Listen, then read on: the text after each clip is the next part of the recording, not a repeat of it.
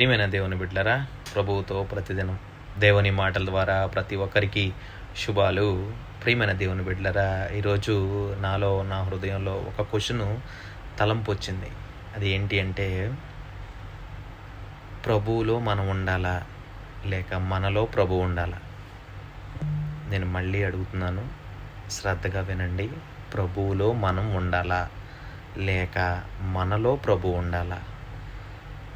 ప్రియమైన దేవుని బిడ్డలారా, ప్రతిరోజు వాక్యంతో ఎంతో నేర్చుకుని ఇంత సపోర్ట్గా నిలిచినందుకు అందరికీ దేవుని పేరిట వందనాలు తెలుపుతున్నాను.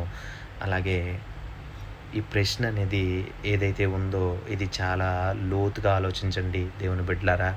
లోతుగా ఆలోచించి కామెంట్ పెట్టండి. ప్రభువులో మనం ఉండాలా లేక మనలో ప్రభువు ఉండాలా? ఇది బైబిల్ ఆధారంగా చేసుకుని ఎంతమంది షార్ట్గా, క్లుప్తంగా, క్లియర్గా పెట్టండి. ఆన్సర్ మాత్రం కరెక్ట్గా ఉండాలి. ఏది షార్ట్గా ఉండాలా లేదా మనం ఉండాలా లేక ప్రభువు ఉండాలా? నాకు ఈ సమాధానం మీ దగ్గర నుంచి దేవునికి మహిమకరంగా నాకు కావాలని నా హృదయం ఎంతగానో దేవునికి మహిమకరంగా వెయిట్ చేస్తుంది.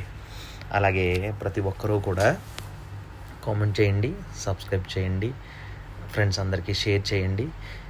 మీ ప్రశ్నని ఎవరైతే బైబిల్ ఆధారంగా చేసుకుని నాకు సమాధానం పంపిస్తారో వాళ్ళందరికీ కూడా నేను 20 మందిని లక్కీ డ్రా తీసి వాళ్ళందరికీ స్పెషల్ గిఫ్ట్ అనేది నేను పంపిస్తాను.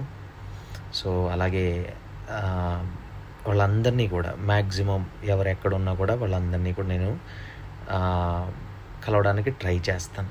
సో ప్రియమైన దేవుని బిడ్డలారా, కామెంట్ అలాగే షేర్ చేయండి, సబ్స్క్రైబ్ చేయండి. గ్రేషియస్ ఆఫ్ గాడ్ వర్డ్స్ అనేది మీ జీవితాలతో పాటు మీ చెప్పే సమాధానం వేరే వాళ్ళ జీవితాలకు కూడా ఎంతగానో ఉపయోగపడుతుంది. ఆ రీతిగా ఉండాలని, మీరందరూ కూడా దేవునిలో ఎదగాలని ఈ మాటలు దేవుడు దీవించి ఆశీర్వదించునుగాక. ఆమేన్.